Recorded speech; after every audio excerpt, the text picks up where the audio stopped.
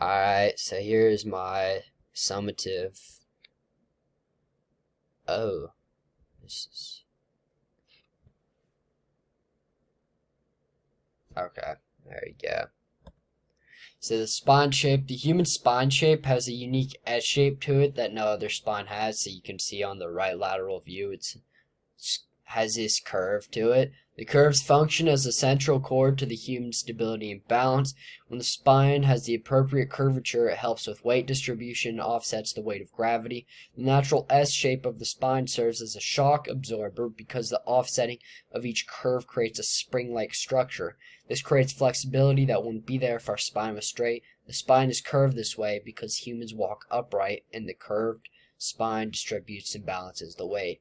So having like the straighter spine you have, that means like each little the individual like vertebrae or whatever those things are called, if they were all like on each other and kept hitting and like grinding against each other, it would fractures would happen. It'd cause a lot of damage a lot quicker. But since it's curved, um our spine it's kind of springy, so it's not like it's just boom boom boom bone on bone. It's a little bit more like it's like, yeah, it's just more springy, so it doesn't damage our backs as quick. Bipedalism is when an animal travels via rear limbs or walks upright on two limbs. So as you see here, yeah, on the picture, what's kind of cool is you see the human, it's walking upright, and you see kind of how the spine helps humans stay upright. But then you see how the gibbon, chimpanzee, gorilla, and orangutan all kind of have a more curved, straight spine. Like the chimpanzee especially has like a straighter spine, and you see how they're bending over. That's because they walk on all fours often, so it helps them with that. Humans are the only primate that consistently travels in a bipedal manner.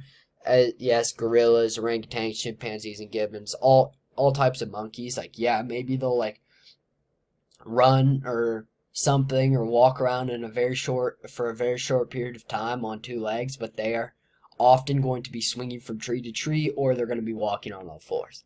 This method of locomotion makes us humans extremely unique to primates, mammals, and other animals because there aren't that many animals that walk upright. Humans travel upright because it allows them to travel longer distances and not waste as much energy. Also, bipedalism frees humans' arms and hands, so it allows humans to travel and use tools or weapons. So, like, that's how, like, modern wars have, or any war, like, humans have back then would be swords. Now they have guns, and they're able to, like, run around on their two feet and still carry the weapon, which is something that like, yes, you've seen primates like use sticks and stuff before, but they're not using like axes and swords and stuff because, well, one, they're not that developed, and two, it's, yeah. Culture and artifacts. Although there are other animals that travel in packs or live in families, none compare to the human culture. Human culture is extremely complex and even has different languages and methods of communication with this, which is something completely unique to humans. So like maybe wolves have like different howls, or like, maybe they can identify each other based on their howl or something like that, but no other animal has an actual language, and then that means no other animal has multiple languages either. So it's kind of like in America we mostly speak English, but then like people in like Mexico are going to speak Spanish. So that's two different regions and two completely different languages. So, but you don't see that much with animals. So that's what makes us unique, our culture unique. Human artifacts, which consist of tools and weapons and other things, are also unique to humans.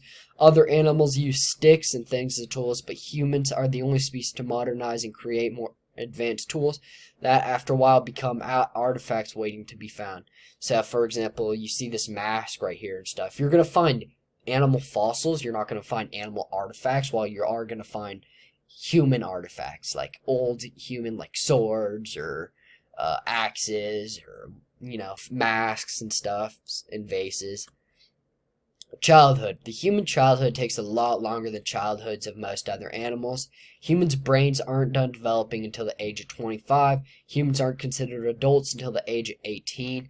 Humans have a longer childhood because they have more to learn. They have to learn how to live in culture and decide whether to contribute positively or negatively. Also, humans have to learn at least one language. Many learn more, which is a complex thing. And like, yeah, if you learn, like, I learned Portuguese was my first language because that's what I grew up like. Portuguese was being spoken around me, and then I learned English, and English is now I'm actually better at English than I am at Portuguese because I live in America. But it's like even though I learned both of those languages before I hit the age of 10, it still took a little while to fully learn English. So yeah, and so if you got to learn those two languages, and you got to learn if you want to be like someone who has a legal job and contributes positively, or if you get poorly influenced and want to do something else that's illegal, then yeah, you just got to learn those things and make up your mind for yourself. Opposable thumbs. Humans have fully opposable thumbs, which helps humans grip and do many things with their hands. Having opposable thumbs means that you're able to touch every finger with your thumb. This helps humans be able to do things like throw a baseball. A few other primates also have opposable thumbs as well, but lack the brains to do all the activities that humans can do with their hands.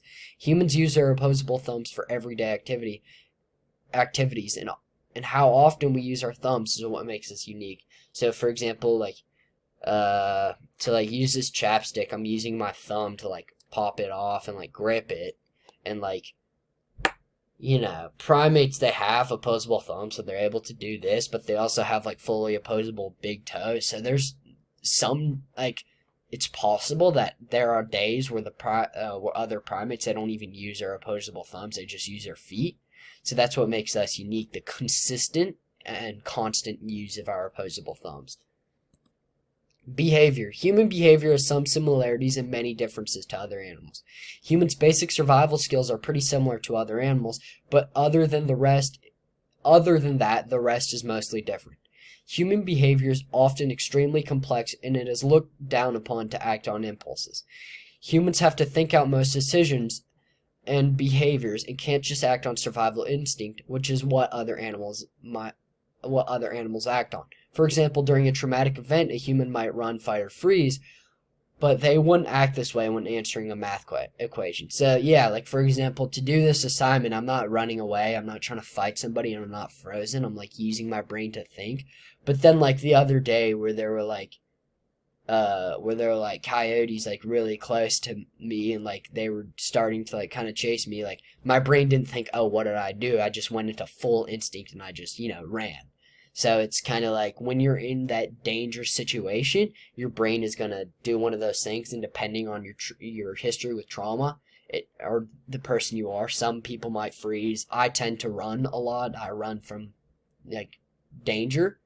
And some people fight it, so it just depends. But that's our basic survival skills. And then again, like to do a biology assignment, you're not going to need to run, fight, or freeze. You're going to use your brain, which is to think it out, and which is just something different that most animals don't think out their decisions complete, like every decision that they make completely. A lot of animals, it's just instinctual. Brains. Humans have some of the most complex brains on the planet. Human brains control the 5 senses. They control movement, control how humans think, how humans feel, and how humans perceive events. And there's probably a bunch more that I missed that our brains do. Human brains are responsible for just about everything humans do, and they allow humans to do complex things like learning instruments, languages, and many other things. Human brains take a long time to develop because it takes them a while to learn everything it needs to know about its environment. So yeah, our brain allows us to like figure out how to use our fully opposable thumbs, and then just the thought process of our brain pretty much affects every single thing that I've already said here. And just our brains are what truly makes us unique, in my opinion. Oh, I'm done. Alright, well, that's my video.